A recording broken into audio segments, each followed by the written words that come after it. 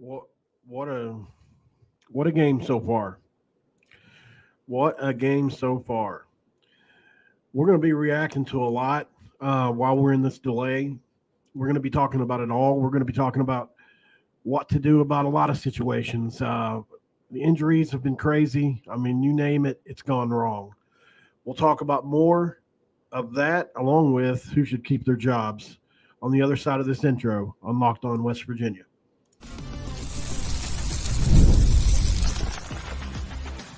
You are Locked On West Virginia, your daily podcast on the West Virginia Mountaineers, part of the Locked On Podcast Network, your team every day. Well, what is up? Welcome in, guys. My name is Mountaineer Paul. This is another episode of Locked On West Virginia. Thank you for being an everydayer around here. And this episode is sponsored by 5-Hour Energy. Today's episode is brought to you by 5-Hour Energy. If you can go to 5hourenergy.com and use the promo code LOCKEDONCFB to receive a 20% off of your order today. Lord have mercy, what a day. Obviously, this is one of the uglier games, and in a season full of ugly so far. I feel really bad for Aubrey. I want to talk about Aubrey first. You know, that was a scary situation, him going on to the stretcher and everything. God, I don't know exactly what happened. Does anybody know what happened? I'm not sure if he just went off to the sidelines and crawled back on. But, man, the first thing I want to talk about is the team's body language. If you go back and rewind it just to the end of the first half even, Garrett looks like he's beat to death the way he's walking off. He's telling the trainers, stay away from me. You see Nico going out to warm up. It's chaos. To be honest, I don't know because obviously we didn't respond well to the last delay, but Wyatt especially has a propensity to lock up because he sweats so much. And it's a huge worry. I don't know how this team's going to respond after the delay. But let me get over here to Google and just simply type in a couple quick things and just kind of check some of these stats. And so if you're not watching the game, it's 21-17 Kansas at the moment. We've already allowed more points than UNLV did, So to me, it's already bordering on a little bit embarrassing, although I know Kansas is a good team and so is UNLV, but we should be better than – I don't know, man. It's frustrating. I think my expectations are just too high flat out, But let's look at some of these stats really quick. All right, so 21-17 delayed, which is unfortunate. Jalen Daniels, 14-23, 148 yards, 1 touchdown, 1 pick. Garrett Green is 9 of 20, which is just coming in right under 50% for 209 yards and 2 touchdowns. A couple of those are batted down balls at the line of scrimmage, 3 actually that I can remember. And then another one was, that Traylon Ray would have been a touchdown had he not got hit. It's unfortunate. 10 carries for 55 yards and a touchdown. Nevin Neal's almost got 100 yards. And then Hudson Clement has actually showed up today, which I was glad to see. He's been a no-show so far this season outside of a catch here and there. So nice to see that. Grimm has really just torn us up. He's got – you want to talk about drive starters to start after we scored or punted. They have run the same route to him in consecutive. They didn't do it this past time, but in 2 separate starting drives, they run just basically an out route because WVU is given so much cushion to Grimm to start drives, is giving them like 2nd and 1, 2nd and 2 to start 2 different drives. Maddening. On 3rd and long, 2 separate times, Jordan Leslie has dropped 8 and rushed 3 when pressure was working all first half, and that turned into a score for them as well, which is where it's just been frustrating.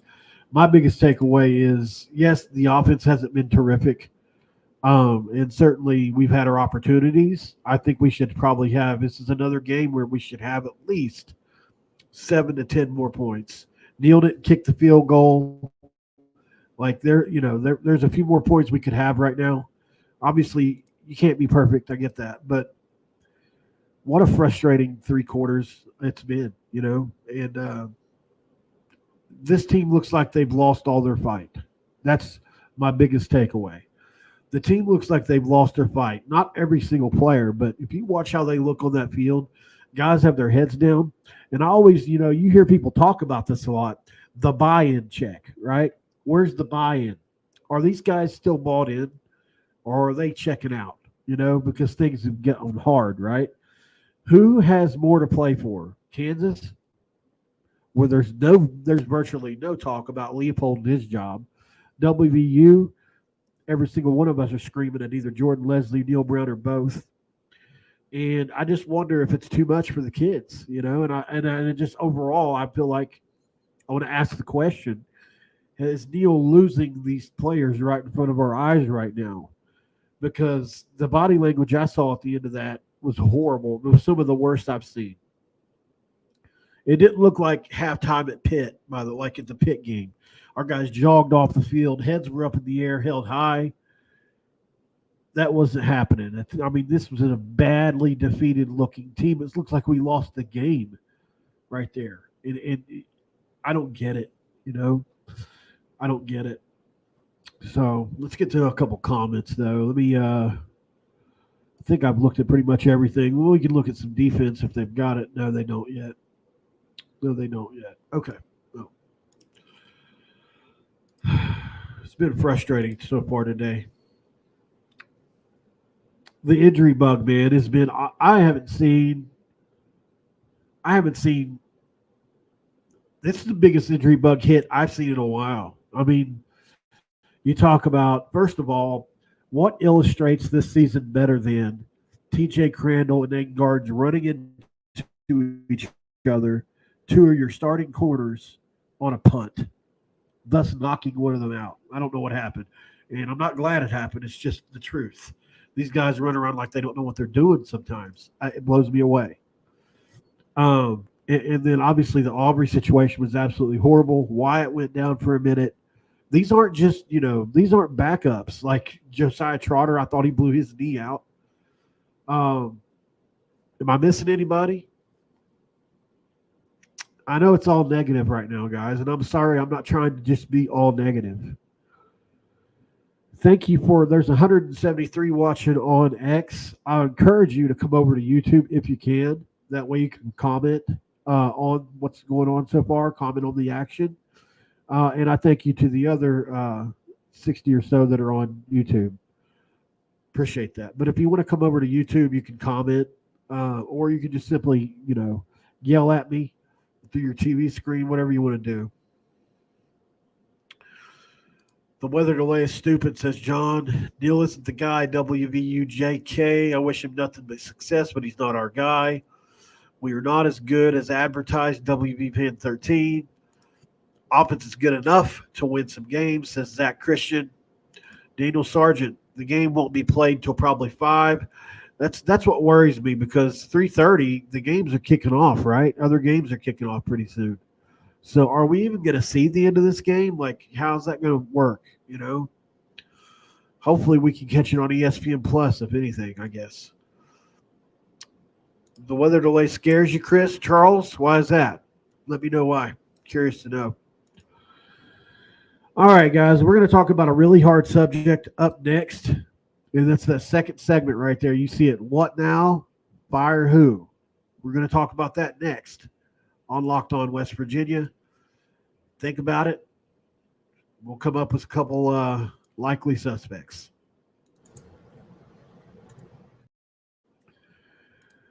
This episode of Locked On West Virginia is brought to you by 5 Hour Energy. 5 Hour Energy fixes tired fast. Whether you have a long list to do for work or a list of DIY projects to tackle at home, take a 5 Hour Energy shot so you can check off everything on your list. If you're like me, you always have a large list of projects for the home. When you get your supplies for the project, don't forget the most essential supply, which is obviously 5 Hour Energy. With zero sugar, A convenient portable size is the perfect pick-me-up for getting stuff done. The 5-Hour Energy website has flavors galore. It's got watermelon, tropical burst, grape, berry, and more. There's a flavor for everyone in your family, and you really should try them all. On the site, you even have the option to build your own singular packs, 12 up to 24. You choose the flavors, and it's delivered right to your door. 5-Hour Energy has brand hardworking people just like you that they've trusted for over 20 years. Give them the alert, energized feeling they need to get through a busy and hectic day. If you go to 5hourenergy.com, that's the number 5, the word hour, the word energy.com, and get some 5-Hour Energy products today. You can use my promo code, which is locked on CFB, to receive 20% off your order. This offer is only valid through September 30th, so that's coming up soon on one order and cannot be used with other promotions. This code is not good with subscription orders, but you can go to 5hourenergy.com, and please do so today. All right, on this episode and segment of Locked On West Virginia, it's time to talk about what now, fire who. You know, I think that word, listen, I realize Neal Brown's not going to be fired this year. And like, it would have to seriously go off the rails for that to happen. But I do think it's time for a new voice in that defensive room. Jordan Leslie did some good stuff today, but it's just not working. There's something off, and I get it. They're down players, and it's so weird. We can't marry the front with the back end. You know, the back end, struggles so badly. And, you know, you heard him talk about a lot in the first half how we stayed basically in a cover 2. I got a bee in my house. How'd I let that thing in? Good Lord. Well, hopefully it stays over there. Sometimes I leave my doors open. I just like to let sun in. And I somehow got a bee in the house. The football, or invites the football to be ran. I don't know. You know, he just stayed in it for so long. Kansas figured it out. They started really, really scoping out what to do against that defense, which is run the ball, attack the seams, attack the hashes or seams. I can't remember. Against cover 2, you go over the middle. And, you know, they did that and started doing it well. And unfortunately, they didn't pull out of it until when they finally did. Pressure started to work. Then we get them into these long down and distance situations, and he drops 8. And I get it. It's hard to be a defensive coordinator, and you got to make a call, and you got to make it within 10 seconds, whatever it is. But, man, you know, and I'm no D coordinator. It's not like I'm not going to sit here and say that I know every in and out about defense. But just logic and watching football my entire life and playing it, some of this stuff is you look at, you're just wondering why they don't come out of it. Maybe it's because the players can't do certain stuff. And that's surely, while that may be true, it's still on you. You know, like you brought these kids in. Garnett Hollis was a 6'2" corner you brought out of Northwestern, who was, you know, we heard they were on an 8-5 football team that played salty defense last year at Northwestern, and he could absolutely hold up in the Big 12. The best back ends we've seen in years. The same thing we heard 2 years ago when Hershey McLaurin and all those guys came in. And literally nobody worked out then. So I feel like anytime we've got a bad back end, they try to pump it up so we don't worry or something, because that's happened twice now. Unbelievable. So if I had my druthers, though, I don't think you could fire Neal this early, obviously. Even with the loss today, yeah, it's still a little bit too early, in my opinion, to do that. Not saying I'm not to do it at some point, but Jordan Leslie, and I don't know if they have anybody that can actually do the job, you know, that's in that room outside of Leslie. I guess Castile has moved on from what people have told me. So, hi, Mountaineer Paul. What's up, John? Yep, I noticed the defense especially looking frustrated and defeated. Not a good look at all. That just shouldn't happen, especially when the game can still be won easily. I agree. And look, this team has had more go wrong for it than most teams have in a 3-game, basically almost 4-game stretch, right? First of all, you get the hype going into Penn State, and there was a few key plays in that game where I really think it turned into what it did, where It should have been closer, right? Obviously, the deep bombs and with 20 seconds to go in the half against Penn State, whether he pushed off or not, I don't know. But obviously, they score right before the half, which made that 20-6 going into half instead of 13-6. I think it changed the game, gave Penn State a lot of credit or a lot of confidence, and they were already the better team. It's not like we were going to win that game. We needed things to go our way. And then you think, okay, we can accept that, even though it was a big letdown. And then you get to Albany, and a kid by the name of Miles Burkett torches you for 300 yards. And listen, albeit a 4-star quarterback coming out of high school and transfer from Wisconsin, his running mate, Seven McGee, was also a big-time Oregon transfer, a borderline 5-star player. So I get it. These are really talented guys, but still, it's Albany, So, and then once again, a mobile quarterback hurt us, right? And then you sack Holstein what seems like 6 or 7 times. Now, I don't know. I can't remember exactly what the number is because he got away so many. But there was so much pressure on that kid all day long. And yet the back end, even with him under that amount of stress, couldn't make some simple plays. Like the one to Dejion Reynolds comes to mind with 3 minutes left in the game against Pitt. 3 defenders converge on the same person and literally just fall over each other. Anthony Wilson is literally sideways in the air. It's just something that's not being taught. I don't know what it is. I don't know if it's the players. I don't know if it's the coaching. I don't know if it's both. I don't know if it's technique issues. I don't know if it's confidence issues. I don't know if it's body language, but something's wrong in Morgantown. And I'm telling you right now, I'm sick of it. I'm sick of seeing it. I'm sick of living on eggshells every single week while we watch this team that we love so much. It's getting maddening. And at the end of the day, I'm not going to quit watching, and I don't want to be subjected to this for 6 more years. So if we've got to go downhill for a couple of years and hire whoever it is, hope to God we make the right hire, then we do. But I don't know who it is we hire, because that's the other point people make. Well, who are you going to hire that's going to do a better job or a comparable job as Neal? I don't know. It's not like he's winning a lot of games, but I get what people are saying because he does everything else right. Culturally, as far as being a face for West Virginians that we were proud of. I'm still proud of how Neal's conducted himself. But when you're saying stuff like that, like when you're saying, these are our winners, right? The things that are winners about Neal Brown is like whenever I try to describe him, well, he hasn't had any off the field incidents. He's been really great for the public. He's really adapted well to the culture of West Virginia. Like when those are the best things you can say about your coach, it's starting to get to that point, right? And I don't want to jump off the ledge and then us win a game today and say fire Neal Brown, but I'm just saying I'm worried. Look at the body language. Look how the team has played. Some of the offensive play calling obviously concerning with keep running that stretch play with CJ. And I get it. They had ran a couple plays off it finally today where they held the ball. One of those was to Traylon Ray down the seam, but Garrett held the ball for just a split second too long. And unfortunately, he got hit. That was probably a touchdown, although leave it to Gilmore to praise.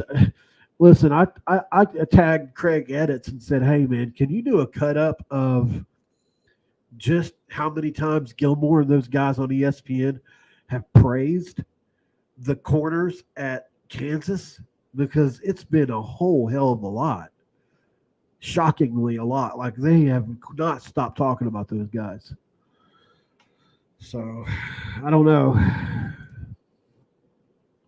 This is what I was afraid of last year. Neal Brown got it done. Then wins the bowl game, only to come back and crash because he has no pressure. Yeah, maybe so. Maybe him being hunkered down with the pressure on him, maybe it did help. I don't know. It's a good point. Sky's the limit. Definitely a good point. I think, obviously when you go back and look at the teams we played last year, none of us wanted to believe it, right? I'll admit I was in denial. When you go back and look at the quarterbacks we faced in those last 6 games, you go back and look at some of the teams we faced in those last 6 games last year, and I knew they weren't great teams, but at the end of the day, all you can do is win what's on your schedule, so I try to stick by that. But we did get by. Then we got North Carolina in the game without one of the best players in the country, at quarterback for them. And then, so you've got Harold making his first start. And then Tez Bryant, or whatever his name is. I know his first name's Tez. Um, Unfortunately, didn't play in the game either. So we didn't really get a real – I feel like we didn't get a real test of what North Carolina was in that bowl game. So that's just my belief on this thing. But, yeah, so what are we going to do? I don't know. Who do we have that can replace some of these players that have gone out? It seems like the secondary did look a little bit better today, but it hasn't looked better. It hasn't looked good enough, has it?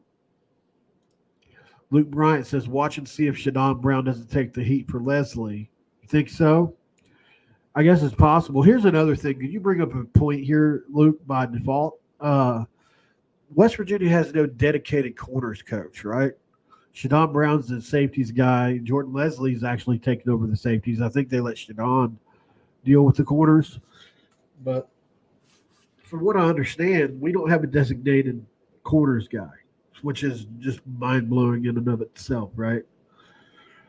I don't know, guys. In the last segment here, my camera has been messing up about 20 to 30 minutes into a stream here lately. So if it does that, stick on here for like 3 or 4 seconds while I fix it. So it might cut. I don't know what's going on, but it's been cutting off on me. So just stick around if that happens. But we're going to talk a little bit more on the next segment. Those of you on X, come over to YouTube if you have anything you want to say. I'll read all comments. And that's going to be next on Locked On West Virginia.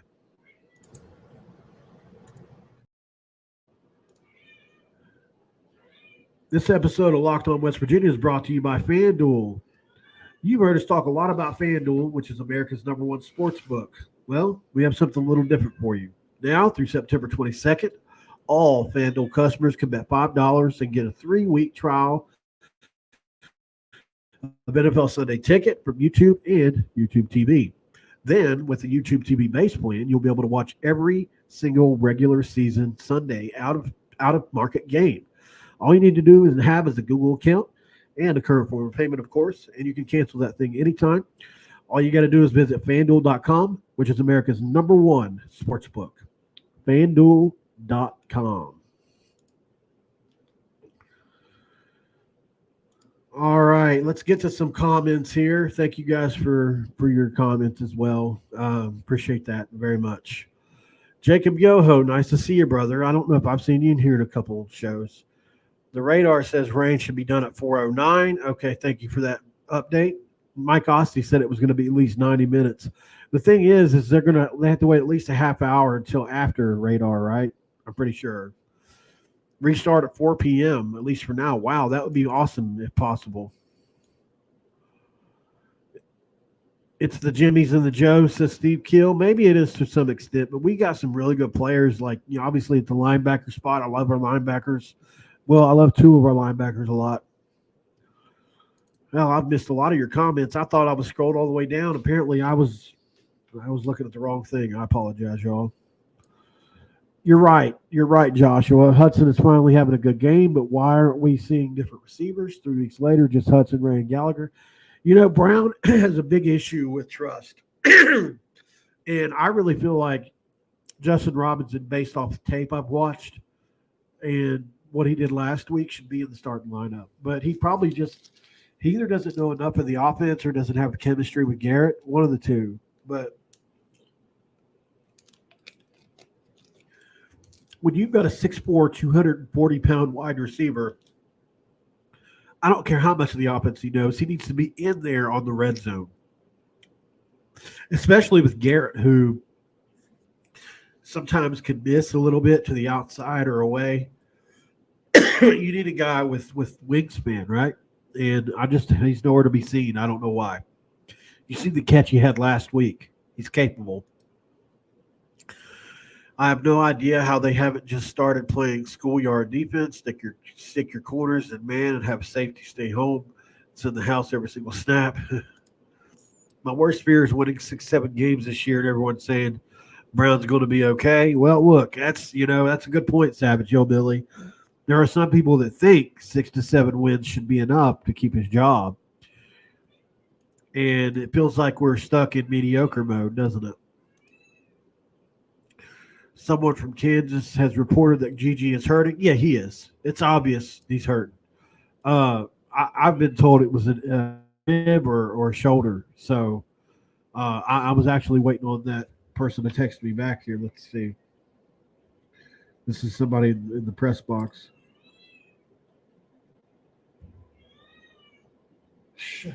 Quiet, honey. I've got a cat in heat, apparently. So we're not sure what it is. They're being tight-lipped about it, of course. Not surprising. Fire Leslie. I don't know if it's going to happen or not, but I just think a change needs to be made. But I don't know, because you got the bye week coming up after this game. If they can somehow just pull this one off, you never know what can happen to a team upstairs. If they can get this win, no matter how hard fought and no matter how many injuries there are, you have to think that with the bye week they could maybe right the ship to some extent. But I'm constantly fighting against, I'm asking myself, do I believe Neal Brown is actually the guy? It's like that changes from week to week. If he wins today and we're 2-2, no matter how I feel today, I know myself. I'm going to have hope going into Oklahoma State. I won't probably predict us to win that game, but I will have hope. And so it's like I'm constantly fighting this battle of where's my belief at this week with Neal Brown. But it's certainly not a good place to be, and usually it falls under on the over-under. It's usually under. Rather give out the occasional big pass, going for, yeah, I feel you, brother. 30 minutes after lightning strike within so many miles. Yeah, it's weird. I can't remember exactly what it is. You're probably right. This team looks really bad. 10 to 15 miles. Rodney should be getting a lot more time. He Blue, the thing is he just sucks. He doesn't suck. He struggles is what I was trying to say in route running. He's average at that. He rounds off a lot of his routes if you watch. And unfortunately, I don't know, he's great with the ball in his hands. I mean, you saw the spin he made on the little end around that they gave him. Yeah, I mean, I think there's a way to manufacture more plays for a kid like Rodney. But as a receiver, I don't know, Your soccer team's in first place. Yeah. Green needs to be benched. I think it's getting to the point to where we've got to at least have the discussion. In a way, he's kind of kept us in the game today. And in another way, he's kind of hurt us, right? Holding on to the ball a little bit too long, reckless with his body, overly emotional sometimes. At the same time, made some really big throws, right? And I was really proud of some of the throws he made today, especially the one to Huddy where he was moving left and threw to his right. About 40 yards. That's what we saw last year all the time. But the expectations have crushed him, it seems like. I just has. Some people fold under that. He had none last year going into the year, and he was having to prove it to everybody that he could play on this level, and he did. He had a top 10 all-time rushing season last year for a quarterback in history, with almost 800 yards and 13 touchdowns. That placed him 10th all time. So, it was a hell of a year on the ground and in the air with only 4 picks. Well, he's already matched that. He hit 4 picks today. Yeah, no information yet, Savage. We'll probably find out more in the next week or so. They probably don't have the info yet. That's something you got to go in and have a lot of tests ran on and pictures and imaging, and doctors move slow with that. WVU isn't a fun team to watch anymore. No, it's anxiety ridden, Scott. It is. You're right. Because what you used to get every year we would have a couple games like this where it's just down to the end. Like I can remember Cincinnati, Tony Pike beating us on a 2-point conversion. Like those games sucked. But you know what else we had? We had a 21st ranked UConn team that we beat 66-21. Like we don't have those anymore. We don't have those blowouts anymore. Hey, thanks for the click, Matt. I appreciate it. Pitt fans have really gave me a lot of money the last week or so. No lie. Like they give me super chats because they've been so mad because they want the Big 12. Their main account of the Pitt account even tweets about the Big 12. They want it there so bad. They say they're 2-0 against the Big 12. They don't even count the ACC anymore. They want the Big 12 so bad. So I appreciate all the clicks from Pitt fans. Look, Neal is done, says William. New coaching staff is ready to take over. Bye-bye, Neal. Mr. Baker, after another defeat, will unleash all. New start. It's time. I think the team outgrew their britches last year. They fought like hell to get where they are. This season, they're not fighting. They need to be humbled. Interesting take, Andrew. Josh Campbell. I agree with you, Paul. We need to use him in the red zone, throw it up and let him make a play. Yeah, that's all we're asking for. Neal Brown is the real-life Rick Moranis. What the heck? That made me laugh. Thank you for making me laugh. All right. Oh, man, I don't know, guys. What do you mean what happened to CJ? You mean like as far as playing today, or did something actually happen? I hope not. Never have seen 5 game stoppages for injuries in a 15 minutes of game time. It was insane. This has been the most disjointed. You think about, think about this. We've got the rain delay, right? We got the rain delay in the Penn State game. Then we have the Albany game, which was fairly normal. Then we have in the Pitt game, how many flags were thrown in that game? The most disjointed, insane game. We had replays being done, everything you could possibly think of. And then now today, right? Another disjointed, just ugly. I don't know, man. It's like this has been the weirdest start to a season I've ever seen.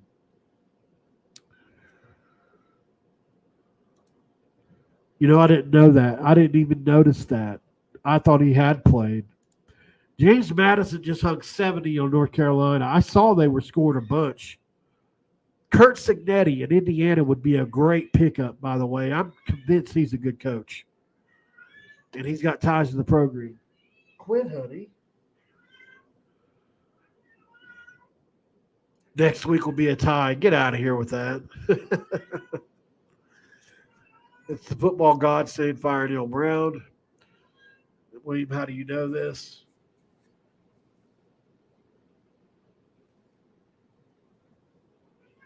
Got a can of air duster here when they start really bothering me. Am I evil odor? Am I an evil cat odor? Oh, gosh. All right, guys. Let's see.